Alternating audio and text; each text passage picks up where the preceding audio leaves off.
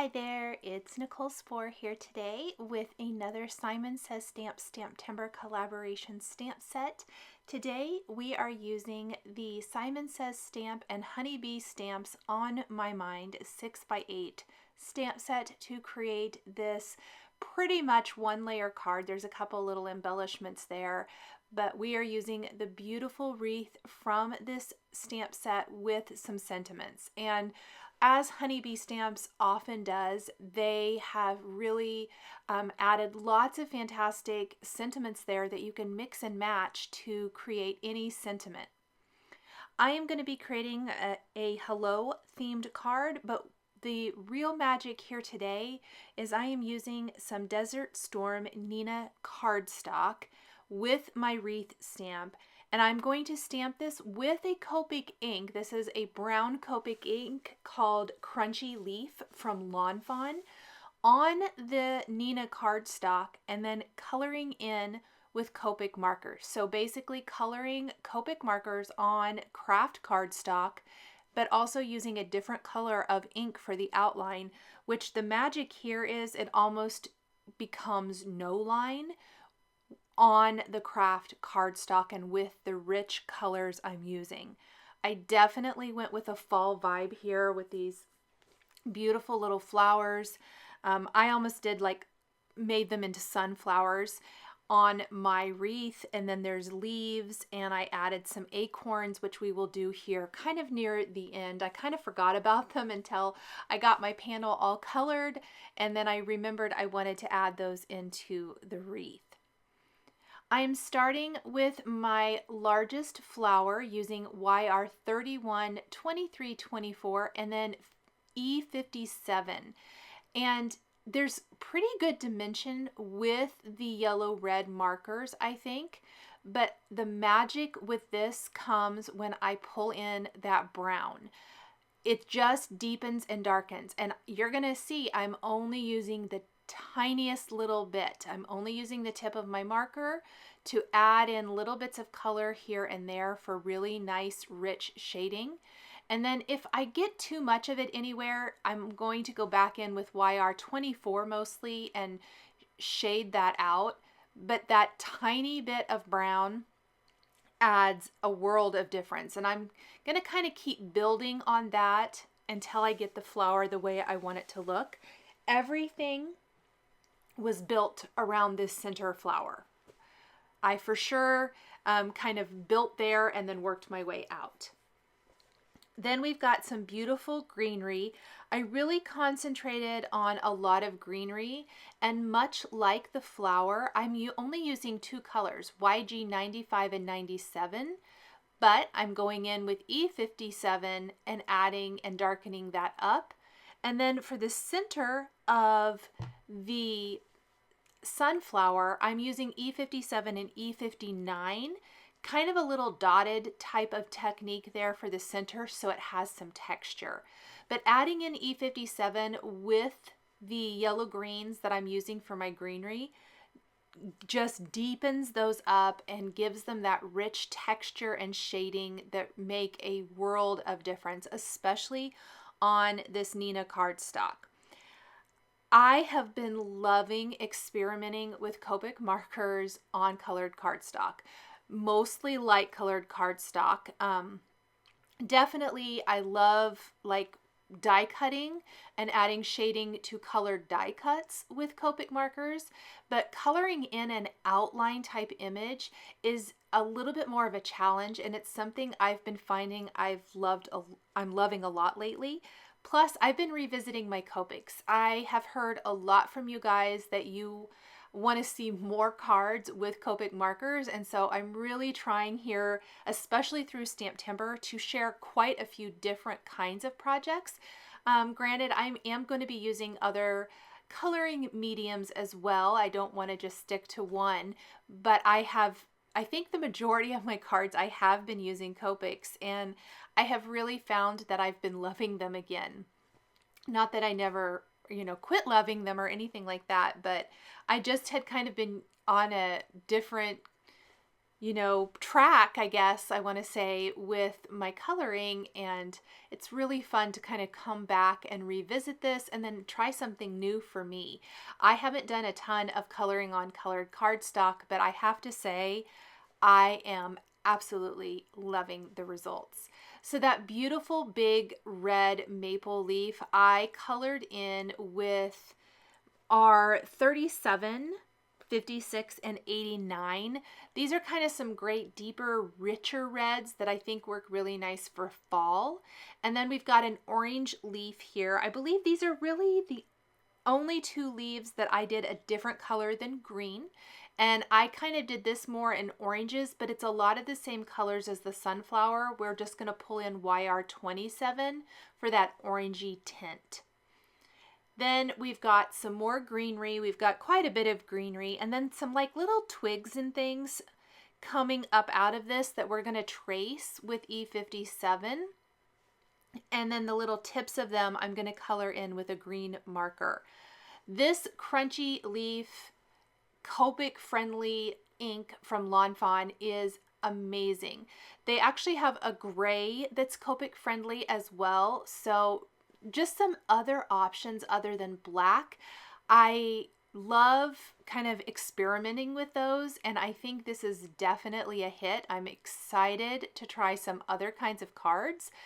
I have used the ink before, but I don't know that I've used it on craft cardstock, and I really, really love the results. Now the little teeny tiny thin wreath frame, circular frame here, that's E55 and E57.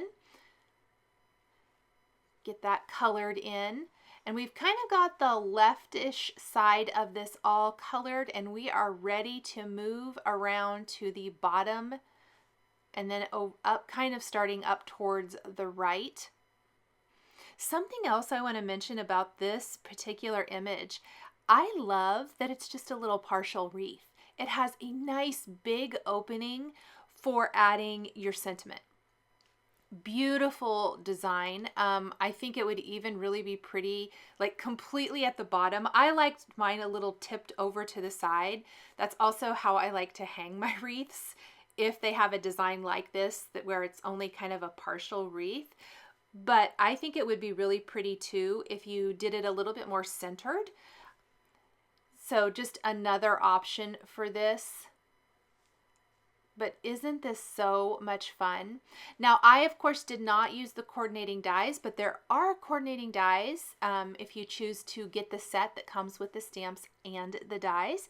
So you can keep that in mind, and I will link to both of those new products underneath the video here on YouTube.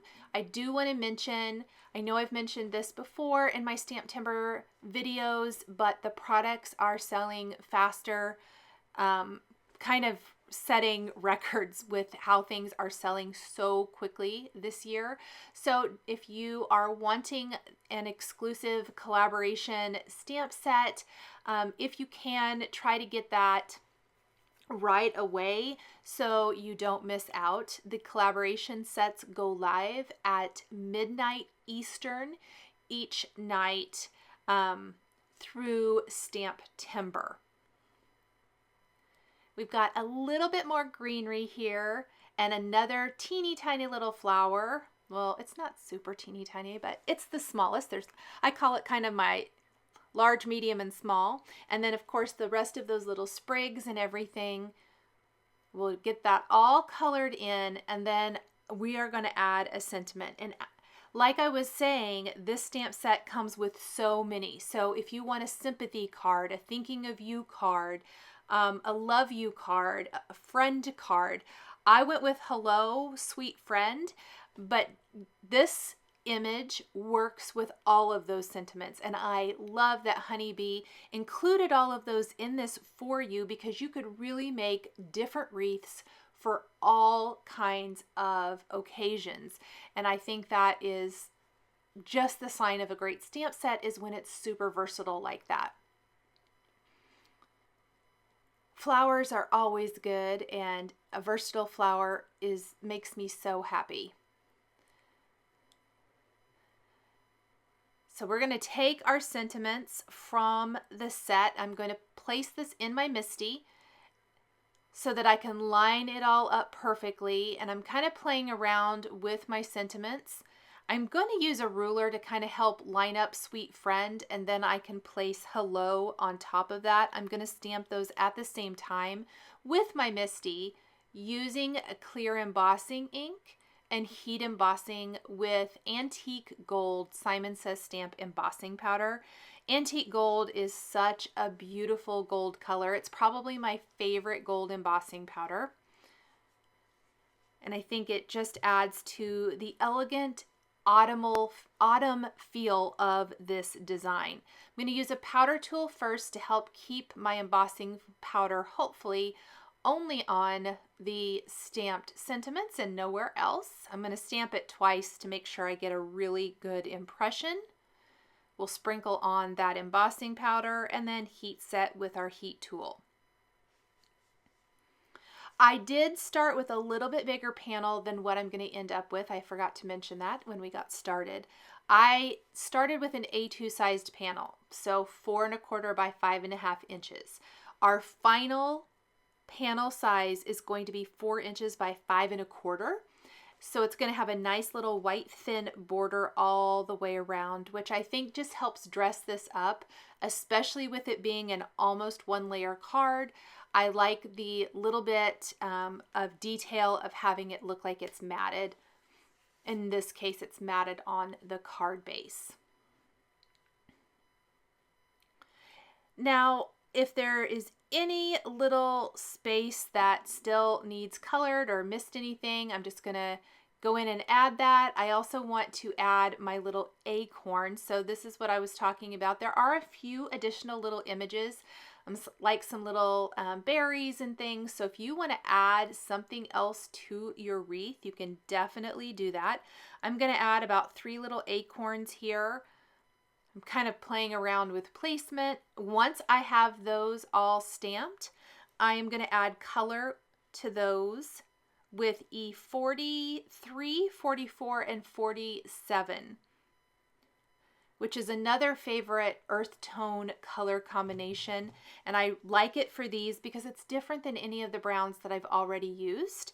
And it's fun to see how those colors react on the craft cardstock.